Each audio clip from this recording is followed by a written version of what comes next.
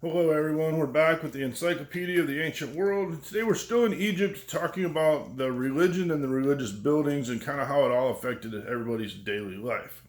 Okay, so some of the ancient Egyptian temples that we've seen and talked about, and you see them in your different books, were huge to scale and grandeur. Okay, were very important, and it reflects the importance of the gods and the kings. And it took thousands of men and indescribable skill to create these temples and these different buildings. So, where did these stones and material and things come from? First, you had the quarrying stone, which was, they had the stone in a quarry. It was a very difficult, laborious job, lots of heavy, hard work, usually done by slaves or criminals. Then you had some granite rock, and it was the most difficult to quarry, very hard rock, and it was kept for very specific objects and details like the tall spikes or the obelisks and different things. And then you had limestone, much softer stone, used for most of the temples, okay? But again, somebody had to get this material and bring this material, and most of that was through slaves or criminal work. And so, in this most part, you had hundreds, if not thousands, of different men and manpower working to pull these stones out of the quarry and then to transport them. They used rollers and ropes, used them to drag into different places. They would be transported on the river to different locations, and then eventually they would get to where they needed to be in a building where they were going to be building it. And at the very beginning of the building of every temple, or most temples from the documents that they've researched, there was a foundation ceremony. The king would come and he would kind of help tug on the ropes a little bit more symbolically, and he'd put posts and ropes on the ground in place where things needed to go. And the queen played an important role, the role of Sheshat, or the goddess of writing, and she would record the different events that were going on. And then they would lay the first layers of stones into place. And it was all very pomp and circumstance, very ceremonial, and made the king look powerful as he was doing the work, made the king look powerful as he was getting ready to erect a new building. And then after that, you would have further construction, right? The king would leave and the people would actually build the temple. And what they would do is they would fill in the layer with rubble, and then they would have a ramp on the outside, and then the new layer would be hauled up the ramps, and they would put the new layer in place, and then they would repeat over and over until it was completed. And they'd put a stone roof placed on top, and then the rubble and the ramps would be removed so they wouldn't see them. Most of the architectural details you've seen were decorated from the top down, and they believe that this happened because as they built these ramps and things all the way up to the top, and then they would start from the top and work their way down as they were putting in the architectural details, and then they could remove the ramps and things. The stone columns were designed to look like palm trees or trunks or bundles of reeds put together.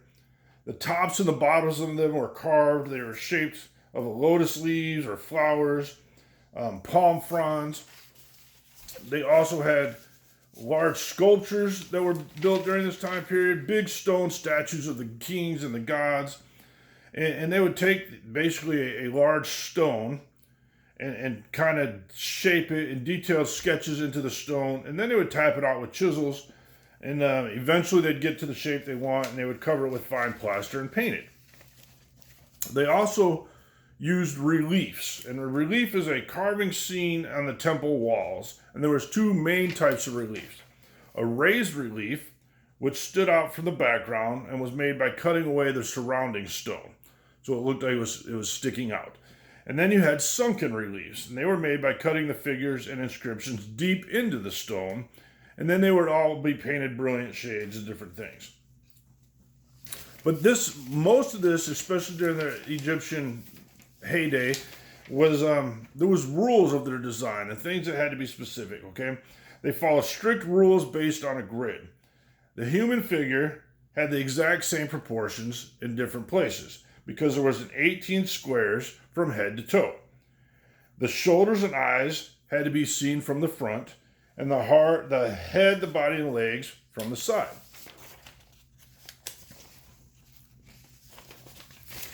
Then you also had, they would build great temples. And these temples were called cult temples, okay? And the cult temples were dedicated to the worship of a very specific god. And each site was the god's home. So new temples were built on the old sites for the new gods or the same god. And the temples were all built all along the Nile, up and down the Nile. You had a couple specific, Karnak and Luxor, okay? At Karnak, the temple of Ammon at Thebes was the biggest temple still standing in all of Egypt. And it was started by Thutmose I. Many kings added to it, but mostly to the outside areas of it, the courtyards and things. It's the oldest parts of this temple are in the middle.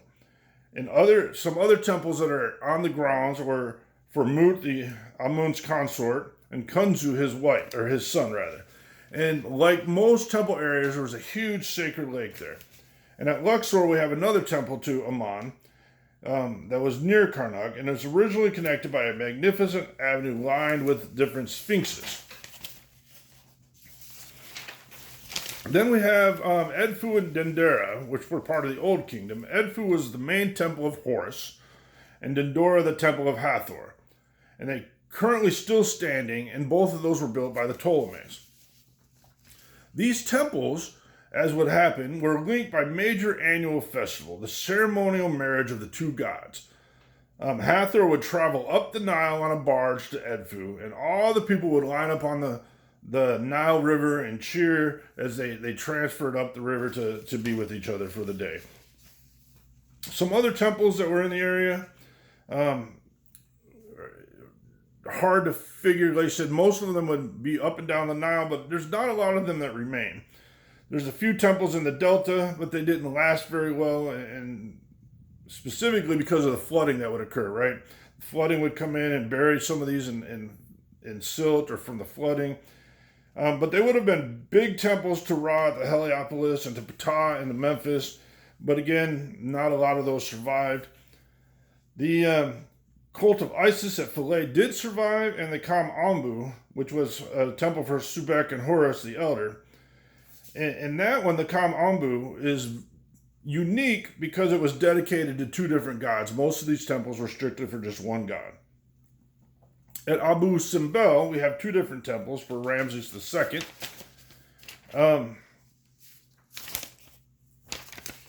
And it was unique because it was built for the glory of the king and not the gods.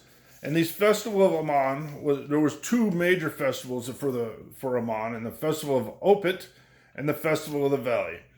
And they were taken across the river to visit the tombs of the temples on the west bank of the Nile. The gods would go over there and look at the other temples and things.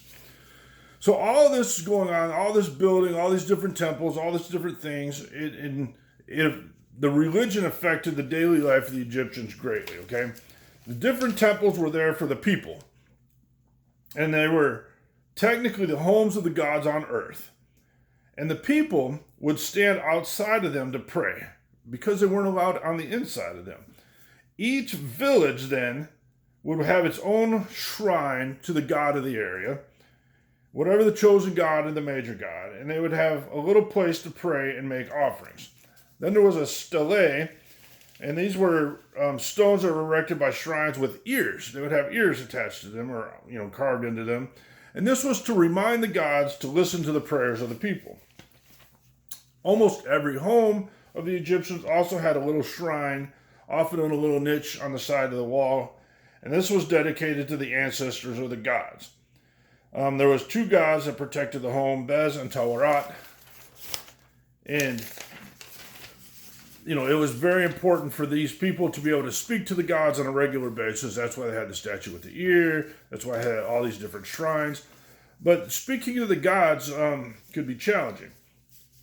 But there was the easiest way. And the easiest way to speak to the gods was to have a scribe write down your question.